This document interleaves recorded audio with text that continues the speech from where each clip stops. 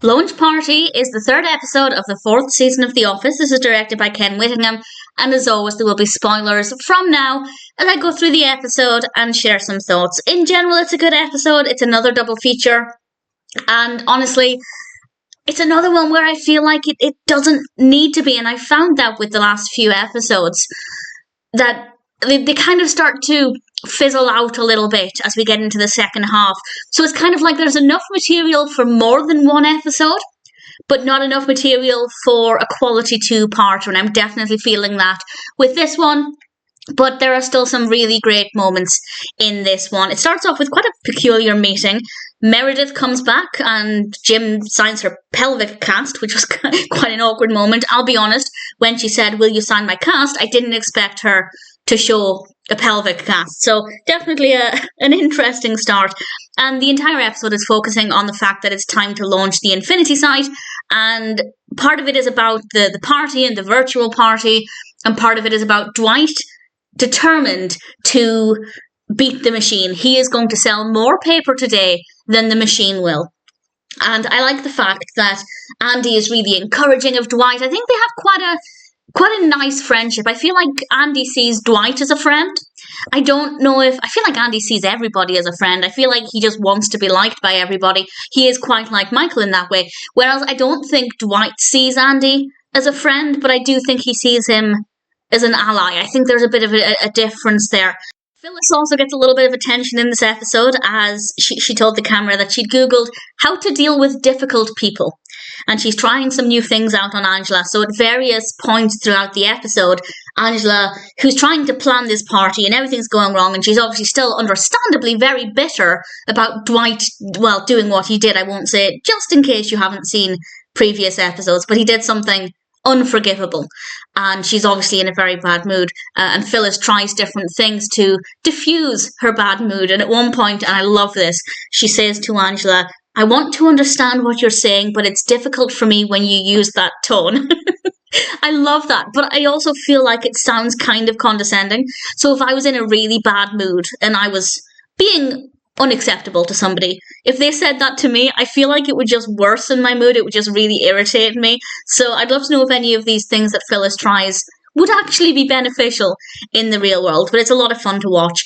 And Dwight obviously is trying to beat the machine, and Jim and Pam decide to play a prank, and they talk to Dwight on the chat, on the Infinity's built-in chat, and basically pretending the machine is real. There are a couple of things about this that are a little bit creepy. The first one is that Dwight, suspicious, of course, replied to the machine, "How do I know this isn't Jim?" To which the machine replied, "What is a Jim?" And I just thought, let's put this into Chat GPT. And I did. There was something that prompted me to do that, but I'll talk about that in a little bit when we get there chronologically. But I did. All I said to Chat GPT was, "How do I know this isn't Jim?" That's all I said.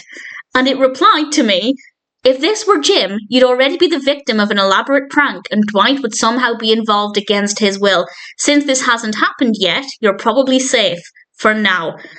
I genuinely was not expecting it to just come back with something. I thought maybe it would search the web and eventually come back with something mentioning The Office, but to just reply to me like that, absolutely terrifying. It gets even more scary as we go along, but we'll get there in a little bit. Michael, who is then going off to New York to go to the actual VIP party, comes in wearing a very tight purple shirt, a very nice colour though, and he doesn't want to go to the party alone without Jan. Jan doesn't want to be his +1 because, well, she got fired. So he ends up asking Jim, and we'll come back to that in a little bit. But we are back with Jim and Pam, and Dwight asks something to the machine, and Jim replies, and this is the bit that I think is quite scary. Jim says, "While you were typing that, I searched every database in existence and learned every fact about everything, and mastered the violin." Obviously, this is a product of its time, but is that not just Chat GPT?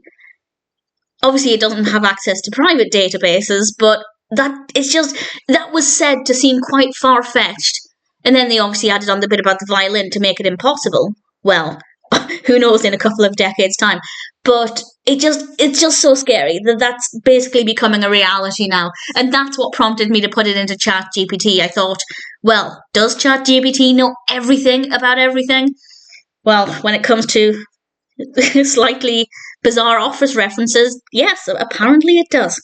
We're then in the car with Jim and Michael, and it turns out that Michael had an online invite. He told Jim they were going to this club, and there was a password to get in, and Jim points out that that's just a password for an online party. And understandably, Michael's really annoyed by this because he thought he was going to this VIP party, and obviously that's not the case. We're back at the office, and surprisingly, Dwight defeated the computer. I genuinely wasn't expecting that to be the case, so there was an element of surprise there. Andy is also very excited about this, and Dwight tells Angela, I did this for you, and Angela responded, I didn't ask you to do this, which I think is a really great point. It's so irritating when somebody puts so much effort into doing something for somebody else when that's not what the person wants. Just communicate with them, ask them what they want. So Dwight put the effort in, but for the wrong reasons. And Angela asks Pam to set her up on a date. Now, I don't know if Angela is doing this because she's interested in somebody, if she wants to just have a bit of a rebound, or if she's doing it to prove to Dwight that she's over that relationship. I think it's probably the latter. I think she just wants to show Dwight, stop it, we're done. Because he's clearly not getting the message. And Pam, quite sweetly in that moment, realised how defeated Dwight looked and sent him a message via the computer telling him that the computer knows Dwight beat him. But that wasn't really enough to cheer Dwight up. It's not great to see Dwight in this mood, but I really struggle to feel sorry for him because of what he did. It is, in my mind, unforgivable.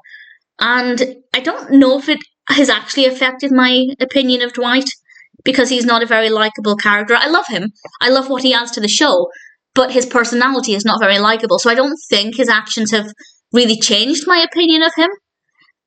But certainly it makes it harder for me to feel sorry for him. And it then gets a bit weird, and I'll be honest, I didn't love this, because Michael's an idiot, but he's not a criminal. But when the pizza boy drops off the pizza, he won't accept Michael's half-off coupon, because the coupon was just for 2 pizzas or something, and Michael ordered $60 worth of pizzas. And he holds the pizza delivery boy. He basically kidnaps him. I'll be honest, it did look like the pizza boy could just get up and leave, but he stayed there, and I guess he needs his money as well. And I don't love that. I don't love that it took a more criminal direction.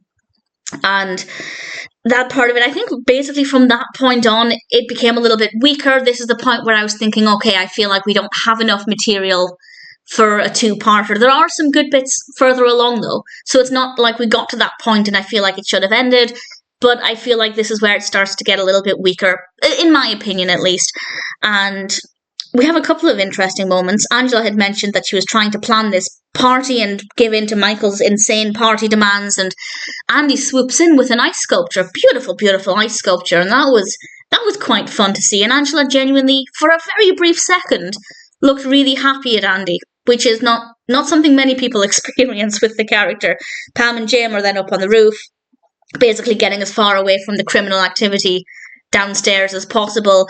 And then we have a moment that I really enjoyed, because Andy sets it up so that people phone him, and then he gives this honestly really great rendition of Take a Chance on Me, asking Angela out.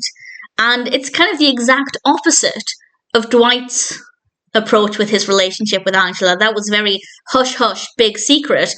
Whereas Andy's putting on a show just to ask her out, and it's quite different. And I feel like Angela is liking this positive attention. Not enough to say yes to Andy, but enough that I think it's not something she's used to. And I feel like it might make her feel uncomfortable, particularly when everybody was watching her. But I also feel like it's something that she's enjoying, because she's not used to that positive attention, which was quite nice. And then we end with Dwight and Michael going to get sushi in New York. I feel like we haven't had Team Dwight and Michael in quite a while. We've had a lot of Dwight and Andy and a lot of Michael and Jim, but we don't get as much Dwight and Michael as we used to back in certainly seasons 1 and 2. And they get crash the party and they get kicked out, and they're sitting outside on the car, and somebody comes out and says to them, it was funny seeing Ryan embarrassed like that. And this is because Michael, when they had the virtual launch party, Michael said something not very kind. Well, basically, all he said was Dwight defeated the machine. Maybe he said it with a bit of an attitude problem, but he just stated a fact, basically. And yeah, that would have been really awkward for Ryan, since this project was his baby. And the fact that somebody who works for Ryan took delight in seeing Ryan embarrassed kind of gives an indication of what it's like to work for Ryan.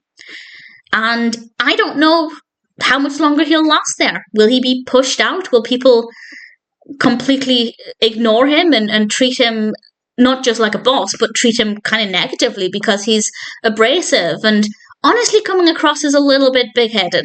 So I don't know. I'm keen to see what happens with Ryan there, but I did enjoy the fact that already his colleagues or employees or whatever they are, I don't know exactly who that guy was delighting in seeing Ryan embarrassed. So not a bad way to end things. Definitely some good moments. But as I said, I feel like, as has been the case with the previous double features, it just seems like there's maybe not quite as much substance there, but too much to fit into one episode. So I don't mind that it's a double feature. I don't mind that it's twice the length of a regular episode. Launch Party is maybe not my favourite episode, but there are still some decent moments in there. And at the end of the day, I'd say it's still... I guess the biggest issue I have is just the whole pizza delivery boy kidnap. I did not like it. I don't like how it went. I don't like it for Michael. I don't think, as I said, Michael's an idiot, but he's not a criminal. So, I don't know. I didn't love it. But that aside, all things considered, I'd say Launch Party is still a pretty decent episode of The Office.